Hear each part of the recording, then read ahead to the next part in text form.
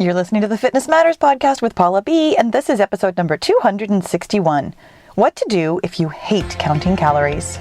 Welcome to the Fitness Matters podcast, where every week we talk about the fitness matters that matter to you. I'm Paula B, YouTuber, certified life and weight loss coach, soon-to-be author, and your best middle-aged fitness friend. Are you ready to talk about the fitness mindset that matters to you? Me too. Let's go. Real quick, before we get into today's topic, I want to invite you to join the Paula B Wellness Over 50 book club in partnership with Chirp Audiobooks. The book we're reading for November and December is The Wisdom of Your Body by Hillary McBride, which you can grab at a steep discount with no monthly subscription fees at chirpbooks.com/Paula. That's P-A-H-L-A. While you're there, be sure to click the follow button to get exclusive access updates and register for the live book club event on Friday, December 16th. I'll see you there. Well, hello, my friend. It's so good to be here with you this week. Do you know what I am? I'm excited. I know.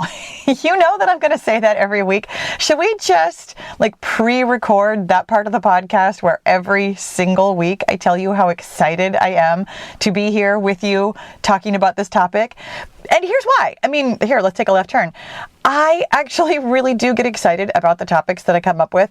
I have this idea in my head that at some point I'm going to be so far ahead of my podcast topics.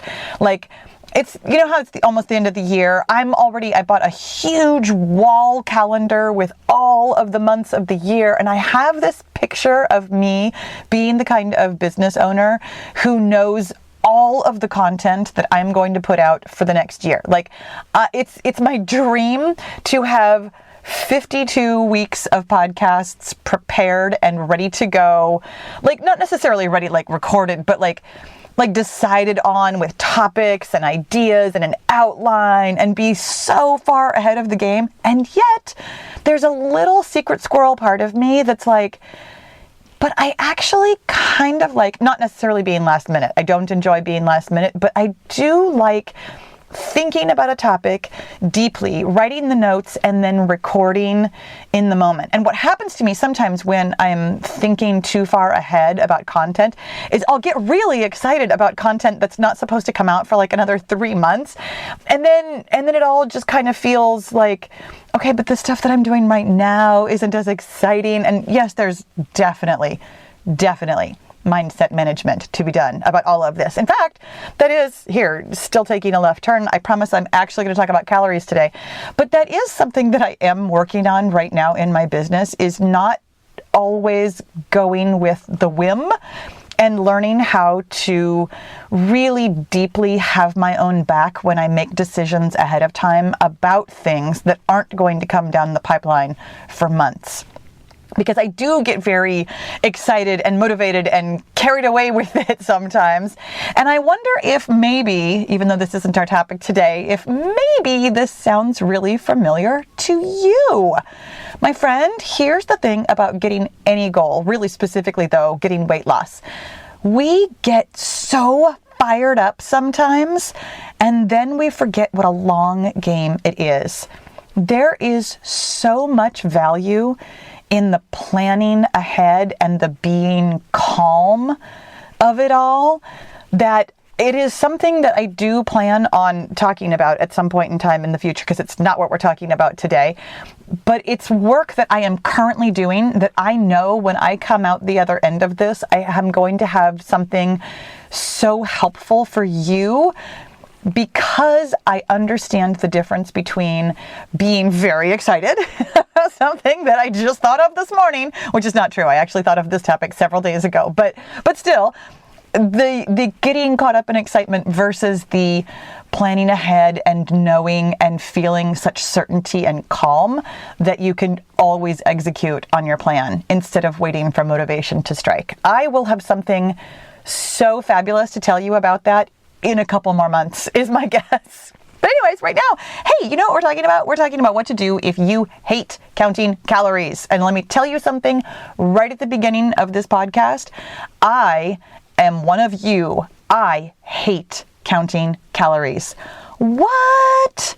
Y'all, if you have the 5-0 method, which is my free program for women over 50. It really, literally tells you everything you could possibly need to know about how to lose weight over 50, really specifically, because it takes into account how much your hormones have changed with menopause, even if you're doing hormone replacement, even if you're not actually menopausal. Truly, the science behind what I say is good science for every single person, but it's really specifically science geared towards menopausal women. And the one thing, not the one thing, there are 5 things that we do every day, but one of the things that we do every single day is we eat the right number of calories, which implies that you will be counting calories. And in fact, I tell you in the book exactly how to calculate the number of calories that you need to be in the slight caloric deficit that always, always, always drives weight loss. Just super quickly, I'm going to refer you to episode 257, where we talked about the science of weight loss and how being in that slight caloric deficit is the thing that has been proven time and time and time again. That is the thing that drives weight loss. I will add a caveat there that yes, it drives weight loss, but only if you're capable of doing it. And the reason that you would be capable of doing it is because you're doing the mindset work. I personally, as you probably know if you have listened to any of these podcasts, I personally believe that mindset work is the umbrella under which everything else falls. You truly cannot do something that you are not currently doing without doing mindset work first. Again, not entirely what we're talking about today, but also kind of a little bit of a precursor. Here's the thing. I don't like counting calories. So how in the world have I successfully lost weight? How in the world do I get off telling you to count calories? Well, the reason I tell you to count calories, like I said, is because it's science-backed. It really is the thing that drives weight loss. And having said that, I also deeply, deeply, deeply understand how much you might not want to count calories. I get it. And here's what I have to tell you about what to do with yourself in that conundrum. Lots of women do things like count macros or eat a certain way, like keto or vegan, or do intermittent fasting, or follow some other program that essentially sets for you how much to eat. And I want you to know that it's literally the same thing as counting calories.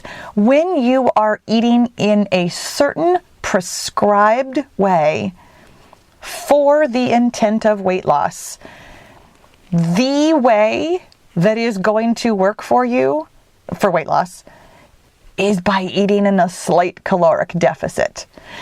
And the reason I mention that is because I don't love to use the word confusion, but I'm just going to say confusion. There's a lot of people talking on the internet. Let me say it that way. There's a lot of people talking on the internet about how the science proves things like keto or intermittent fasting or X, Y, or Z that can help you lose weight. And the fact is, the science doesn't prove that it's good for weight loss. I found this absolutely fascinating. I was reading a couple of studies very recently that showed that intermittent fasting is actually fabulous for your health, but it doesn't make you lose weight unless you are eating the right amount.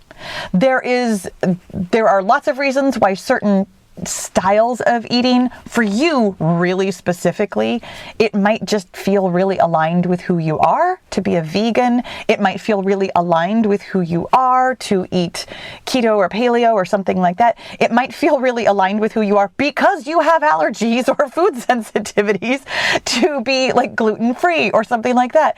The fact is that none of those styles of eating have been proven in themselves to be good for weight loss unless you are eating the correct amount.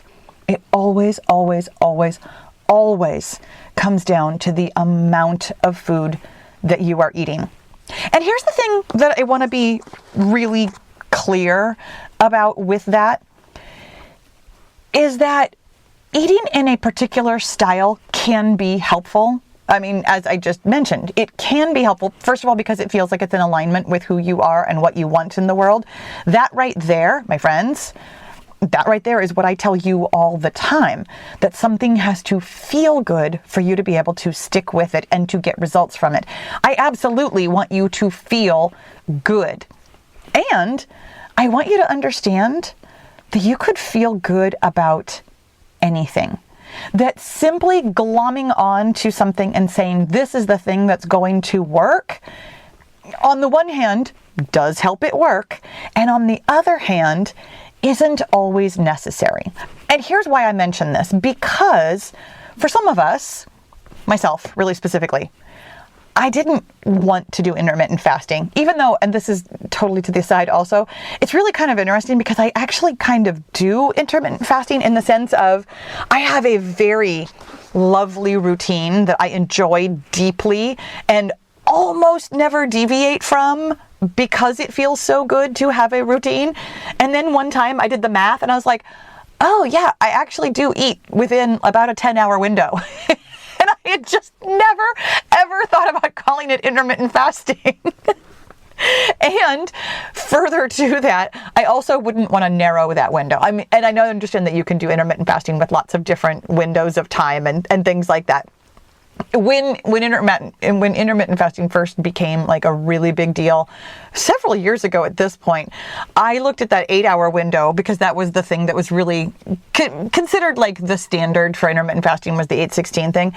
And I was like, I don't even want to try that. Like, I'm not interested. And additionally, a lot of people talk about how you just don't eat breakfast, that you eat only lunch and dinner in that 8-hour window. And again, totally left turn here.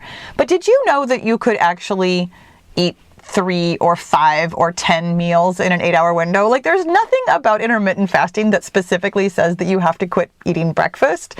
I just think it's really fascinating. But at the time, okay, years ago when it first came out, that was really how it was pitched in the popular media, that you skip eating breakfast, you only eat 2 meals, and you eat, like later in the day and all this kind of stuff. And I just wasn't interested. Turns out that what I do is very similar to intermittent fasting. I've just never called it that. Anyways, also there are plenty of other ways that I wouldn't care to eat. I'm not a huge meat eater, so something like keto or paleo doesn't entirely appeal to me. I do, however, really enjoy cheese and chicken and fish and all those kinds of things, so I also wouldn't want to be vegan. I feel like there's a way to adapt any kind of popular eating style. But in my mind, coming to weight loss, I was like, there is nothing that I want to do that sounds like I could do it except counting calories.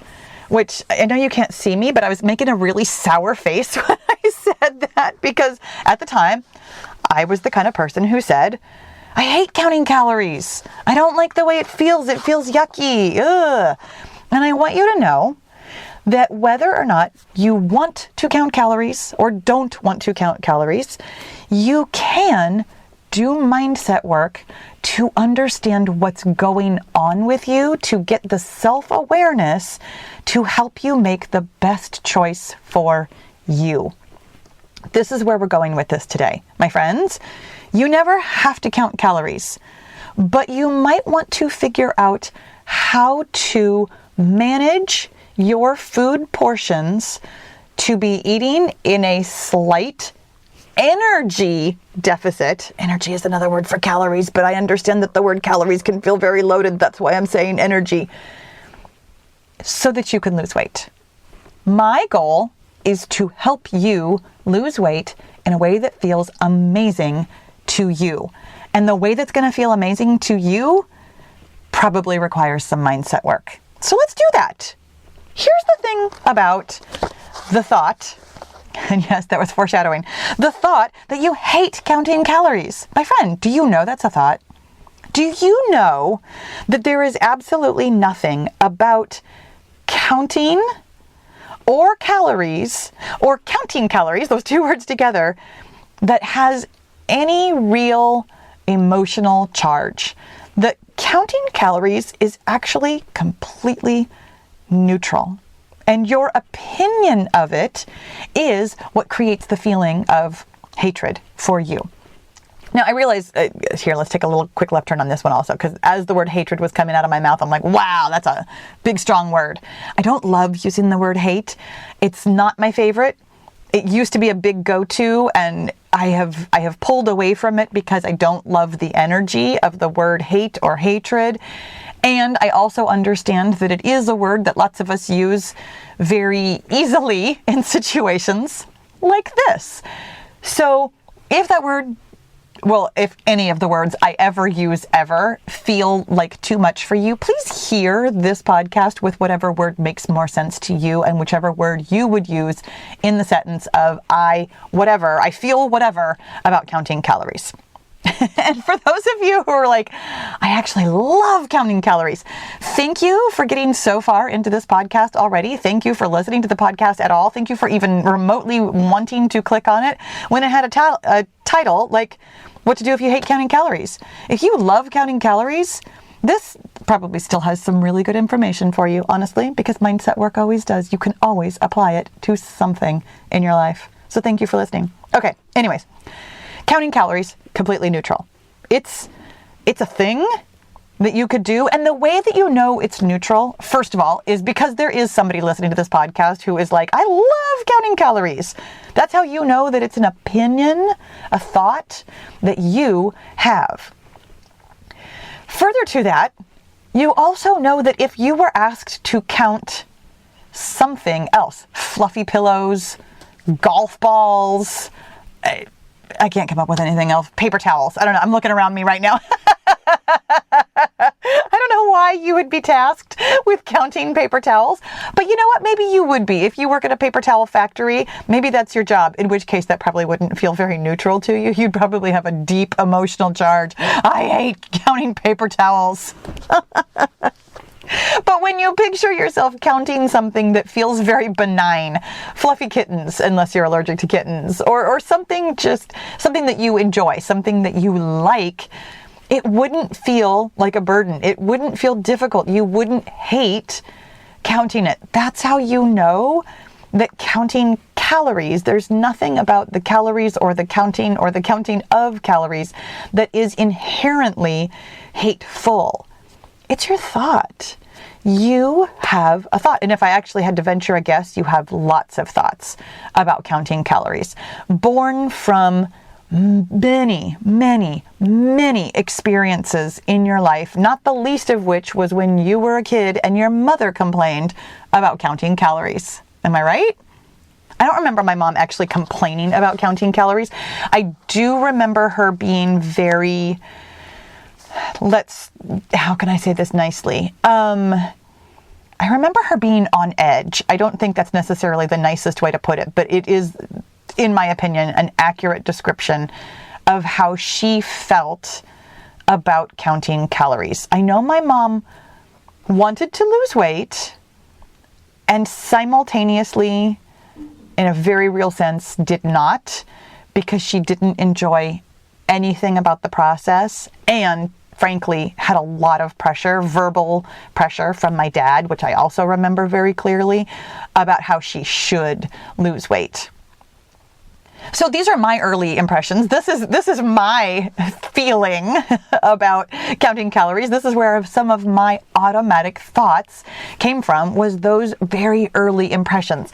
And then of the, millions of other things that have crossed my awareness since then. I'm thinking about billboards and magazine articles and advertisements. And honestly, doesn't everybody in the world have an opinion about counting calories? Because I know that lots of you do. You share them with me every time I talk to you about counting calories. I've heard lots and lots and lots of opinions about counting calories. And my friend, they're all opinions. You have opinions, thoughts about counting calories. And really, just being aware of that can already help you almost detach emotionally, probably not completely, but it can help you understand that this is a concept that you can examine with curiosity and compassion and tenderness for yourself.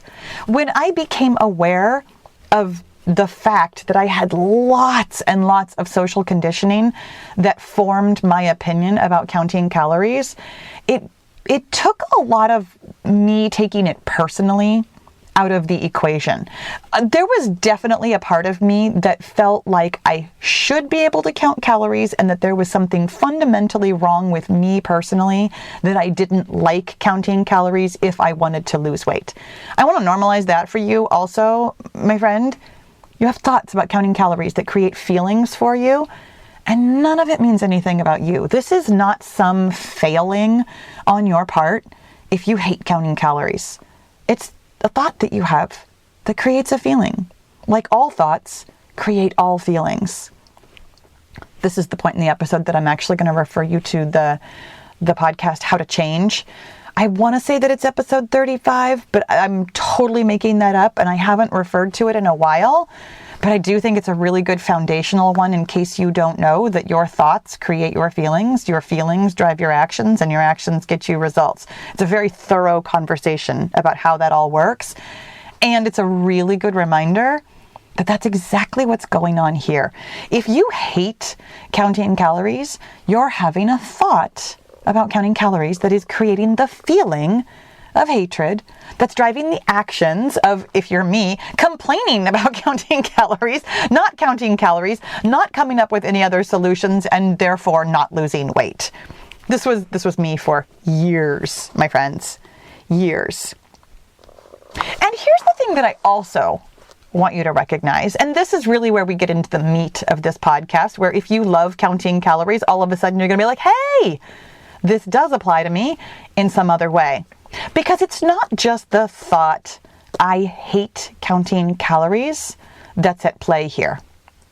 What's really going on is that hatred of counting calories is actually resistance to feeling some other feeling.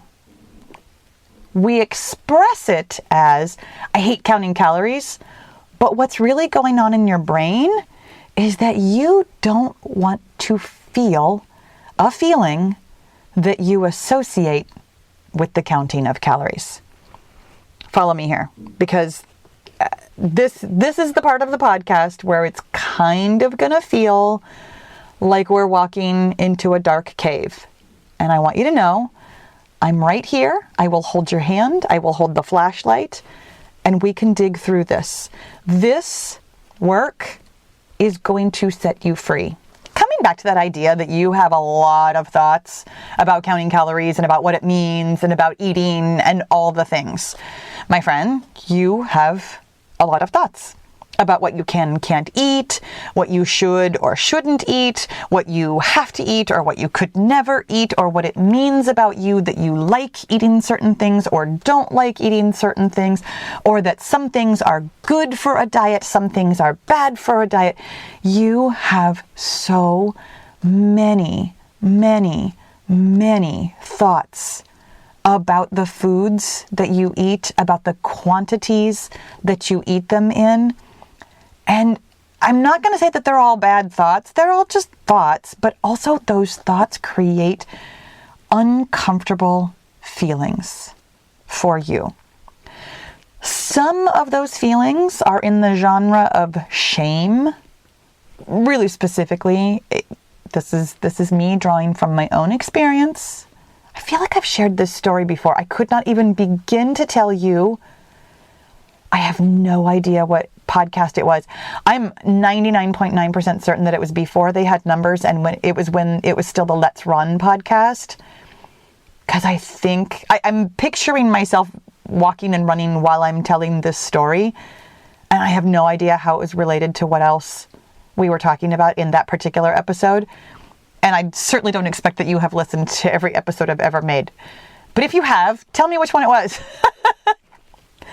When I was a kid, probably 10 or 11 years old, We were celebrating somebody's birthday in my family, and I couldn't tell you who, but I don't think it was mine. I feel like it was my grandfather's birthday. Totally a guess at this point, because it really was. I mean, hello, I am 53 years old, y'all. That was a while ago. That was 40 plus years ago. But anyways, there was a cake on the table, and, you know, we were getting ready to sing happy birthday or whatever. And I remember my grandma looking at me and saying to whoever was next to her, which might have been my mom and could have been literally anybody. I come from a really big family, saying, I bet Paula could eat that whole cake. And I remember being completely mortified by that, because frankly, I totally could have eaten that whole cake. I am not the kind of girl who historically had a lot of portion control. I do now. I absolutely do now. But I didn't then when I was a kid. And that sentence stuck with me, and the shame and embarrassment that I felt in that moment stuck with me for years. You probably have a thought like that.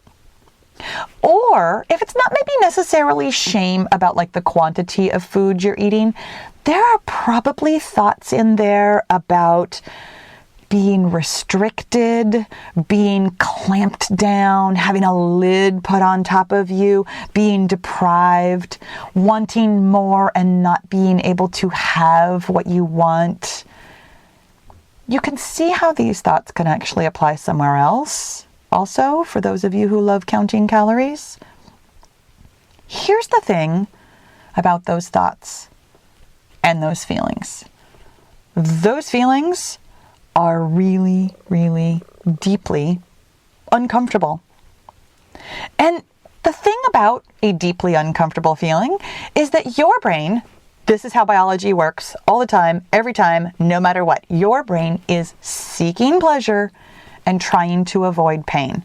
So your brain, knowing that if you start counting calories, that the automatic thoughts that are very likely to come up are going to be thoughts about how Paula could eat that whole cake, or about how I want more than this and I can't have more, or about how this just feels restrictive.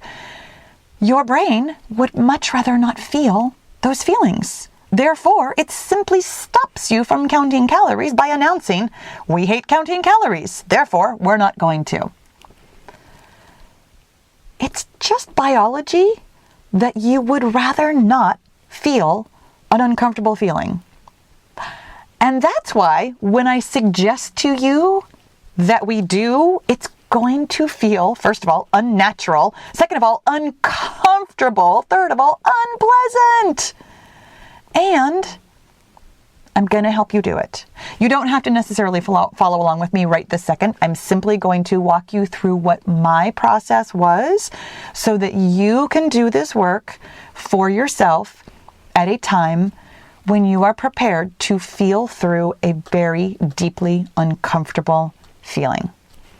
I will tell you that feeling through a deeply uncomfortable feeling is something that you are 100% capable of doing, and something that you are very likely to resist doing. In fact, you have lots of evidence that you resist doing this because that's why your brain has offered you, for however long it has offered you, that you hate counting calories. Now, here's the thing. I want to make this super, super clear. It's not the food, it's not the calories, it's not the numbers, it's not the amount, it's not the totals, it's not even the memory of the thing that somebody said to you. None of that is creating the feeling, the uncomfortable feeling that you would rather not feel. Your thought creates the feeling. My friend, you have all of the power in this situation. You have all the power in all situations, but really specifically in this situation. There will be a point when you're doing this work that it does not feel like you have the power. It feels like this is an inescapable memory. It feels like this is an inescapable thought. It feels like this is just the truth. It feels like these are facts. And this is why I want to be really, really, really clear with you and gentle with you that these are thoughts. The fact is that my grandmother said words. My grandmother had an opinion. My grandmother might have been making a joke. I honestly have no idea. And, further to that, truly, is that I was a kid. I could literally be misremembering this entire situation. I have no idea. There's the very real chance that I have not fabricated it entirely, but made it more or different than it actually went down. I have no idea, and it doesn't matter. My thought about that situation is exactly that. It's my thought. I can, at any point, choose to think anything about a woman saying words about a cake. And frankly, what I have come to in my adult life, because I loved my grandmother deeply. She's been gone for many years, but I love my grandmother deeply. I choose to believe that she had an opinion, and that she had a lot of opinions about herself and her weight, and maybe she could have eaten the whole cake, and maybe she had deep shame, and maybe she felt restricted, and maybe lots of things that I will never have access to.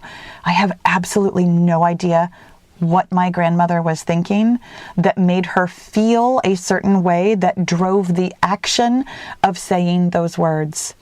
However, I have a lot of sympathy for what that's like, because I have been in situations where I had thoughts that created feelings that drove actions of me saying something that probably hurt somebody else's feelings. Again, I'll never have access to exactly what the other person thinks or feels, but I'm assuming I have hurt somebody's feelings, that my words have caused an automatic thought to appear in somebody else's head that created for them a feeling of deep hurt or pain. We all do it, and it's all okay. And at any point in time, I can choose to do the work here to decide what I want to think on purpose, rather than just listening to my automatic thoughts, which were something along the lines of, I eat too much. In fact, not just I eat too much, I always eat too much. That thought, I always eat too much, creates for me a feeling that I will describe to you as howling pain. I'm going to take a quick left turn here because I want to clarify that your feelings don't have to, the name of your feelings don't ever have to fall into some category of something that somebody else would understand.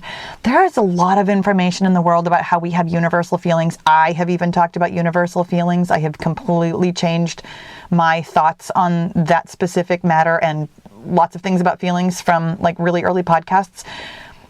I want you to know that your feelings are your experience and you can name them anything you want. I highly recommend that you do a little bit of exploration to call it something that makes sense to you, because giving something a name is part of what gives you agency over it. And trusting yourself to name something in a way that might not be conventional is also just a really beautiful gift to yourself. So that feeling of howling pain was very uncomfortable for me.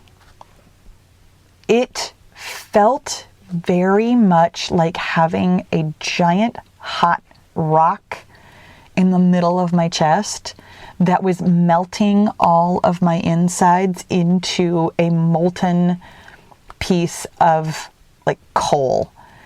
Everything about this feeling was deeply painful, as you can imagine, since I had given it the name howling pain. Feeling through that feeling took about 2 minutes, the way all feelings do. Your body releases chemicals into your bloodstream that creates sensations in your body, things like a pounding heart, sweat, rapid breathing, clammy skin. Sometimes you'll have like clanging or stuffiness in your ears. Very frequently, if you're me, it will, go straight to your snot box and make your nose run and your eyes tear up. And probably, if you're me, it will make you drool. Have I ever shared this before, that I drool a lot when I'm having emotions? You're welcome. So glad I shared that. But here's the thing. It is the chemicals that have been released in your bloodstream that are creating these physical sensations. They are all sensations inside of your body that, because of the way your body works, your body is always, this is one of its biological imperatives. Your body would always rather stay the same. So when your body releases these chemicals, the next thing it's going to do is release another batch of chemicals to bring your body back to homeostasis. This is why your feelings don't last very long. Your feelings are supposed to get you to do something, which is why the hormones get released in the first place. By the way, hormones, chemicals, they're interchangeable. It's the exact same thing. Your hormones are chemicals that are released into your bloodstream. Your body releases the chemicals, the hormones, into your bloodstream to get you to do something. And then, because your body would rather be in homeostasis, it releases other chemicals, other hormones, to not negate the effects, but to dissipate the effects of the first batch of chemicals. This is what your body is always doing. You will never have a feeling for a very long amount of time because your body would rather be in homeostasis, which is balance, by the way, or sameness. You can kind of use those words interchangeably. I will look up the exact definition because homeo means the same, and stasis is balance or something like that. Point being, your body wants to stay the same as much as humanly possible. So knowing that truly is the thing that helped me the most. Understanding my body's chemistry has changed my relationship with my feelings. My body will never let me get stuck in a terrible feeling. My brain will, absolutely, and that is a conversation for another day, but here's what I'm going to offer you here.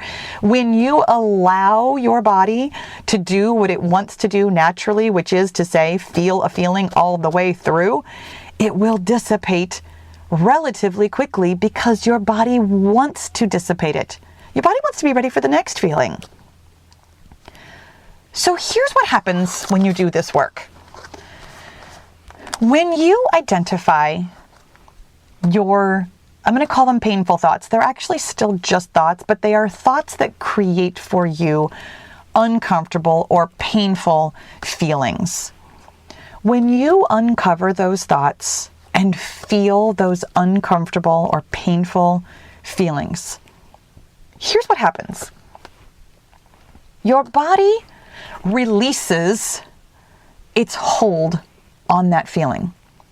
All of the years that you spent resisting, oh my gosh, I can't possibly feel that feeling. Oh, I'd rather feel anything than that deep shame. I'd rather feel anything other than that howling pain.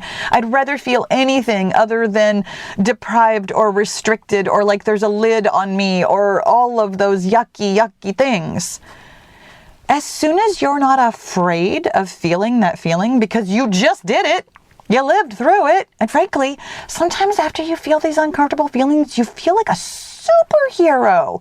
Like, oh my gosh, that seemed like it was going to be the worst thing ever. And then I did it. And that was it. It was just 2 minutes of sweating and saliva on my chin. Like that's it. That's all you got.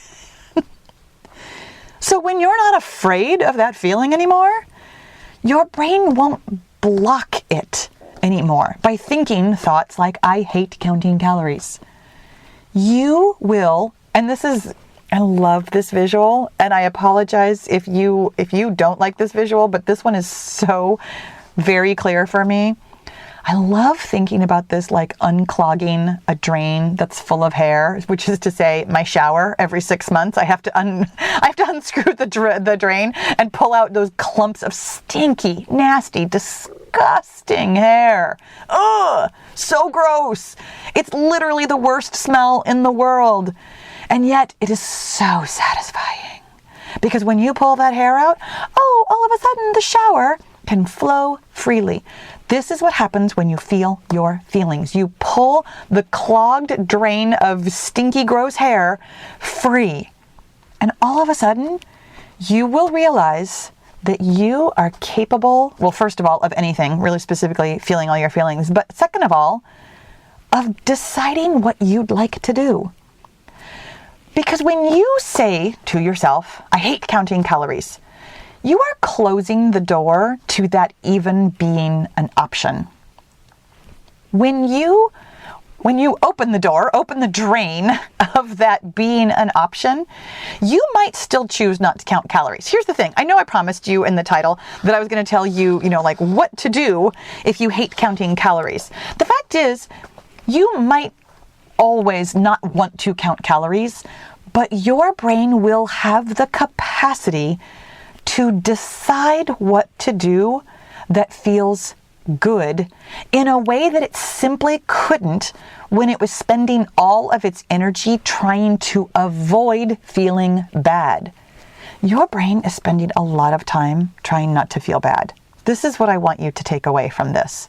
The things that you think you hate doing, you may or may not actually hate them. But what you're actually doing by entertaining that thought is you are resisting. Resistance takes energy, and lots of it. As soon as you stop resisting feeling that uncomfortable feeling, all of the energy that you were spending resisting that will now flow towards finding a solution that just makes sense.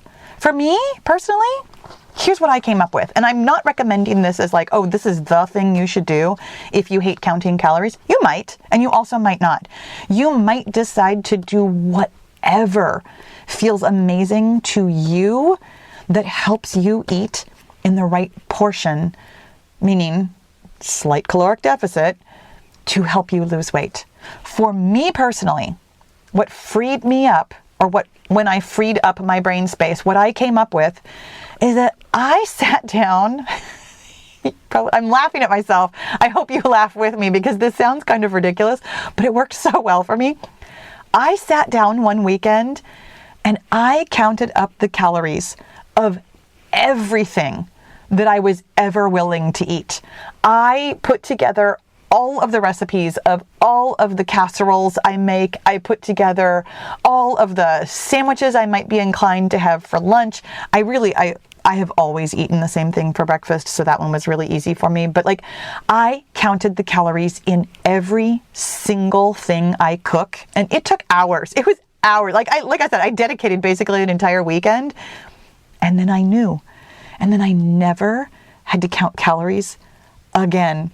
When it took me 9 months to lose 10 pounds, and yes, it took me 9 months to lose 10 pounds because there were other thoughts that needed to be found too, and other feelings that needed to be felt. And that is its own story. And in fact, that was before podcasts had a number. That was, in fact, it was one of the very last ones before podcasts had a number. It's called How I Lost Weight at 49 While Going Through Menopause. And in it, I tell the story of some of the other thoughts that I needed to figure out for myself. It is one of the ones where we walk and run. Don't feel like you have to. You guys never feel like you have to walk or run unless you actually enjoy that sort of a thing. And it's moderate for you to do so while you're listening. You can always listen to the podcast while you're, vacuuming the house or watching dishes or whatever. But anyways, I sat down and I counted out the calories of literally everything I could possibly eat. And then I never had to count calories again. I never had to count calories. Well, actually, I'm going to correct myself on that one. There was, I'm sure, not even a handful. You guys, I don't really like to go out to restaurants to eat. It's not my favorite thing, but I do know that there was probably at least a couple of occasions where, we went to somebody else's house because it was pre-pandemic. So we went out willy-nilly with all the places, all the things, all the times. And so there was other foods. And what I did in those situations, frankly, instead of counting, was I figured out an approximation of how much I thought it might be and what sort of a portion size was probably going to be appropriate. And then I allowed myself to eat that much and call it good instead of trying to double check the math or be nervous that I wasn't counting properly. I chose to believe that what I was doing was working. Which brings us right back to where we started. My friends, when you are, well, maybe not quite where we started, but when we got back from the first of the 5 left turns, when I said that finding the thing that feels in alignment with you is the thing that will make you lose weight. It is the thing that will drive weight loss. When you believe that you are doing the right thing, either through mindset work or because this thought comes to you very automatically, naturally, and easily that you are doing the right thing, it will be the right thing. Especially if that right thing is eating in a slight caloric deficit. My friends, the fact is, there are so many ways to eat in a caloric deficit. Find the one that feels amazing for you, and if none of them feel amazing for you right now, pick the one that you're going to do the mindset work on. It's available to you. Here's what we did, y'all, just in case it wasn't clear. We found our thoughts and decided if they were helpful by feeling the feeling. When you find your thoughts and feel your feelings, you have all the power to make all the choices that are going to get you everywhere that you want to go. Thank you so much for listening. I hope that this was really, really helpful for you. And if you know what podcast it was where I talked about my grandmother telling me about the cake thing, I'm pretty sure, I suspect, because I had a 5-episode series way back when it was the Let's Run podcast, that I think it was maybe either the My Story or the Muddle in the Middle where I talked about mindset work. I think it was one of those. If you know, you can drop a comment somewhere, depending on where you're watching or listening. I always love to hear from you. Thank you so much for listening. I'll talk to you again soon. If you're getting a lot out of the Fitness Matters podcast and you're ready to take it to the next level, you're going to love the Get Your Goal Coaching and Accountability group. We take all the theory and knowledge here on the podcast and actually apply it in real life on your real weight loss and fitness goals. It's hands-on, it's fun, and it works. Find out more at paulabfitness.com/get-your-goal. And let's get your goal.